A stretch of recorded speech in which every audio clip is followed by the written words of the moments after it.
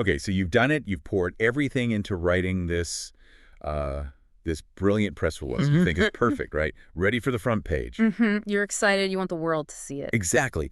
But here's the thing. Our sources really hammer home right away. Just hitting send to that massive email list, everyone you've ever collected. Yeah, that blast approach. It's not just, inefficient. It's actually bad for you. It can damage your brand's reputation. It really can, because think about the journalist side of things. They're drowning in pitches. Right. Dozens, maybe hundreds a day. And if yours looks generic or is completely off topic for them, Delete.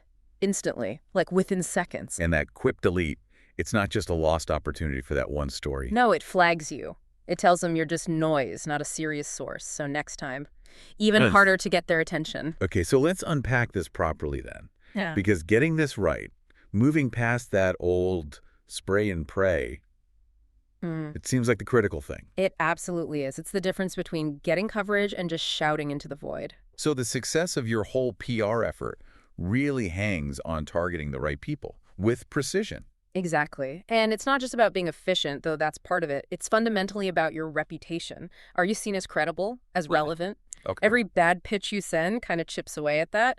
So our mission today really is to help you transform that outreach, make it surgical. Right, a surgical strike. Yep. I like that. So where do we start? The foundation must be knowing the audience, right? Absolutely. Understanding them at a really granular level. We know the obvious stuff, like don't pitch a food critic about your new software. Yeah. But the sources say it goes much, much deeper than just the industry. That's exactly right. Just saying, oh, they're a tech reporter, that's basically useless now. It's too broad.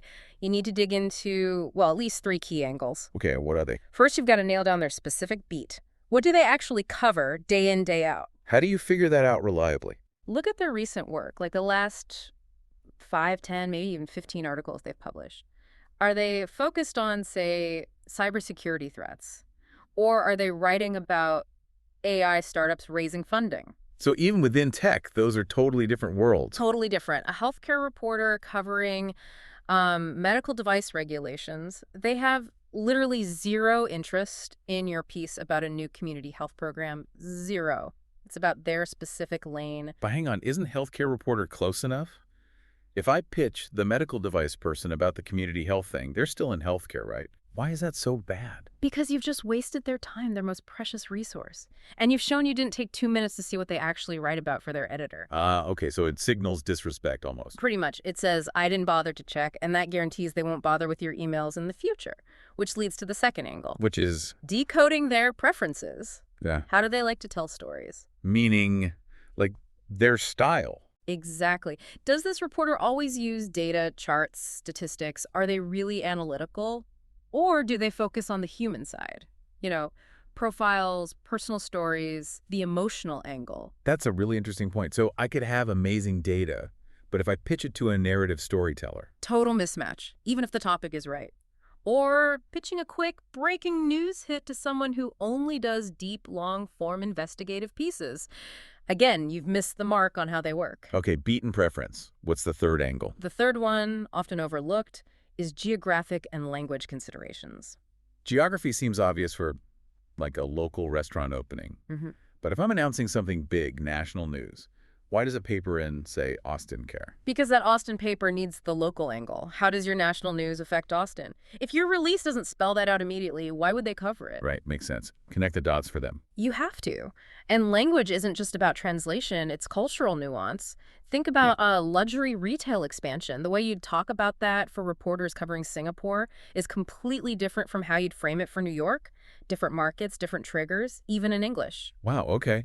Researching all that beat, preference, geography, nuance for every single journalist.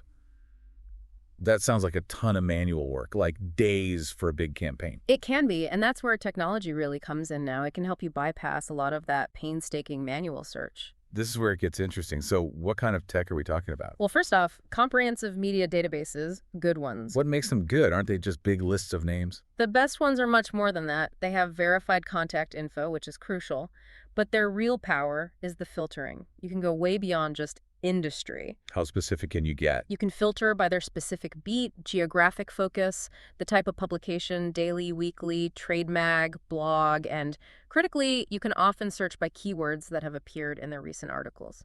Ah, okay, so you're not just searching for tech reporters. Exactly. You're searching for, say, Technology Reporter ND published articles containing AI ethics ND in the last 3 months, ND based in California. That level of granularity, Mm-hmm. that's powerful. That finds the exact right person. That's the goal, precision. It cuts out so much guesswork. Okay, databases are one layer. Then you mentioned AI-powered tools as the next level. Yeah, this is where machine learning starts to play a really interesting role. How does AI help here? Is it just guessing who might be interested? It's more sophisticated than guessing. Think of intelligent journalist matching. The AI scans thousands of articles, sure, but some tools also analyze engagement data. Which types of pitches does this specific reporter actually open? Which ones get deleted immediately? So it learns their actual behavior, not just their stated beat. Precisely. It can sometimes spot preferences even better than manual research initially could, and it does it at scale. What else can these AI tools do? They can help optimize your content before you even send it. For instance, headline optimization. How does that work? The AI tests variations of your headline, not just for catchiness, but based on historical data, which combination of keywords, sentiment, and news value tends to get the highest open rates with the specific journalists you're targeting. That's pretty smart. What about the when? Does AI help with timing? Yes, some offer timing recommendations. Based on predictive analytics, they suggest the optimal windows to send your release when your target journalists are typically most active in their inbox.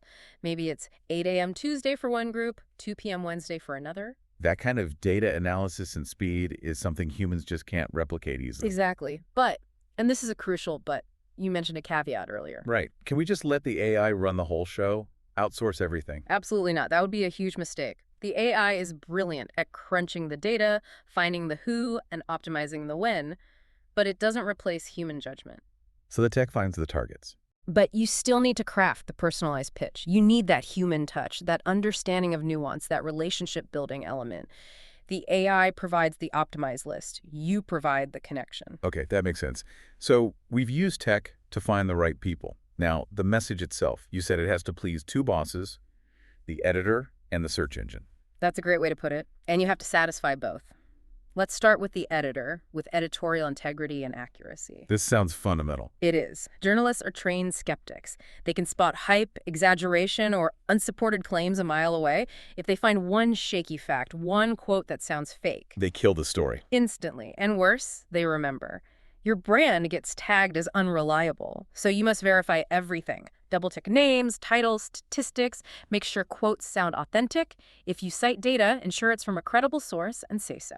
So accuracy isn't just about getting it right. It's about building long-term trust. Exactly. Trust is everything in media relations.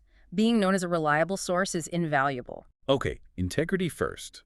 Then we need to think about the other boss, the search engine. SEO optimization. Right. You want people and other journalists to find your release online. So first step, identify maybe 3 to 5 relevant keywords. What terms are people actually searching for related to your news? And then just stuff them in everywhere. No, definitely not. That's keyword stuffing, and it backfires. It looks unnatural to editors, and search algorithms are smart enough to penalize it now. You need to weave them in naturally where they make sense. Where are the most important places for keywords?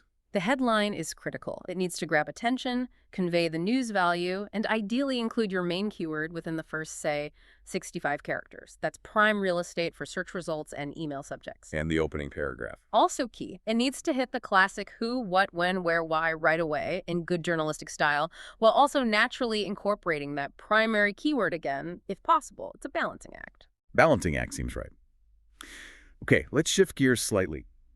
Visuals. How important is it to include images or video? Does it really cut through the noise? Oh, massively important. The data on this is really compelling. Our sources point out that releases with images get something like 1.4 times more views. Just by adding a picture. For a relevant, good quality picture, yes. And video, even bigger impact. Including video makes journalists 53% more likely to actually open and read your stuff. Wow, 53%. That's huge. Why such a big jump? Because you're making their job easier. Think about it. Journalists are slammed, deadlines are tight. If you provide ready-to-use visuals, you're saving them time and effort. So what kind of visuals work best? High-resolution photos are standard product shots, headshots, but also things like infographics or data visualizations to simplify complex info. And definitely B-roll footage, short, professional video clips they can easily slot into a news package. And the key is making it easy for them to get these assets right. Absolutely critical. Don't make them hunt or fill out forms. Host everything on a dedicated media page or online newsroom. Simple, clear layout, one-click downloads. They need it fast. Convenience wins. Got it. Okay, we have the right person, the right message, the right visuals. Now the strategic when. Timing. How crucial is that? Timing can literally make or break your entire effort. You could have the perfect pitch, but if the timing is wrong, it just fizzles. So how do you get the timing right? Is it just about avoiding holidays? Avoiding holidays is part of it, sure, but the real key is alignment. Your news shouldn't exist in a vacuum. You need to connect it to what's already being talked about.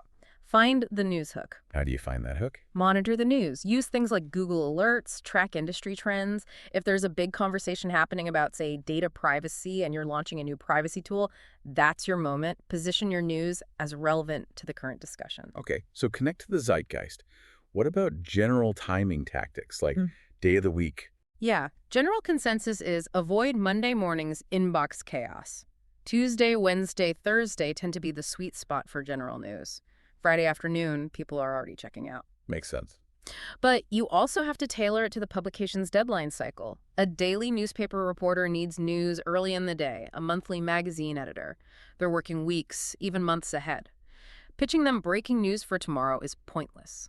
You need to understand their rhythm. Okay, so much strategic thinking involved. We've covered targeting, content, visuals, timing. But you mentioned earlier, this is a long game. It's not just about one successful pitch, is it? Not at all. It's about building genuine, long-term media relationships. And that comes down to consistent effort and, again, personalization. How does that personalization look in practice? Yeah. Beyond just the initial pitch? Well, in the pitch itself, always reference a specific recent article they wrote, show you've actually read their work. It immediately sets you apart from the generic blasts. Say something like, I saw your piece on X and thought you might be interested in Y because... That proves you understand their beat. Exactly. Beyond the pitch, engage thoughtfully. Share their articles on social media, genuinely, not just spamming. Follow their work. Offer yourself as an expert source for other stories they might be working on, without expecting coverage for yourself right then. Building goodwill. Building trust and reciprocity. And when it comes to follow-up on a pitch, be polite, be brief. One follow-up email, maybe 3 or 4 days later, is usually enough. If they don't respond after that, let it go. Respect their silence. Pestering burns bridges. Right, don't become that annoying PR person. Definitely not. Reliability is key. If you promise info, deliver it fast, be responsive. That's how trust is built over time. Okay, so we've put in all this work, the precision targeting, the personalization, the relationship building. How do we actually know if it's paying off? How do we measure the impact? Great question. You need data. Gut feeling isn't enough. You need to use media monitoring services and analytics tools. What specific things should we be tracking? Just how many outlets picked up the story? That's a starting point media pickup rate. But you need to go deeper. Track the actual reach and impressions, how many people potentially saw the coverage. Analyze your share of voice. How much coverage did you get on this topic compared to your competitors? Okay, reach, share of voice. What else? Critically, sentiment analysis. Was the coverage positive, negative, or neutral? Getting lots of pickups is useless if the stories are damaging your brand. You need to understand the tone. That makes sense. Positive sentiment is the real goal. Absolutely. And tracking all this data does 2 things. 1, it proves the ROI of your efforts. 2, it creates a feedback loop. You start to see which journalists, which outlets, which types of pitches actually deliver results. It helps you refine your strategy continuously, moving from guesswork to data-driven decisions. So it really is a transformation, isn't it? Moving away from just, blasting emails out. Yeah, away from those blind shots in the dark. Towards campaigns that are smart, informed by technology, strategically timed, and genuinely personal. That's the whole game, precision. That's what gets you from ignored to published. A huge difference. It really is. So for everyone listening, maybe take a moment to actually audit your current media lists. Are they precise enough? Are you targeting based on beat, preference, location? Maybe it's time to refine that criteria. Stop wasting your time and theirs. Good advice. And here's a final thought, building on that multimedia point. The source mentions that providing great visuals, like B-roll or infographics, is almost like doing part of the journalist's job for them. Right, saving them production time. Exactly.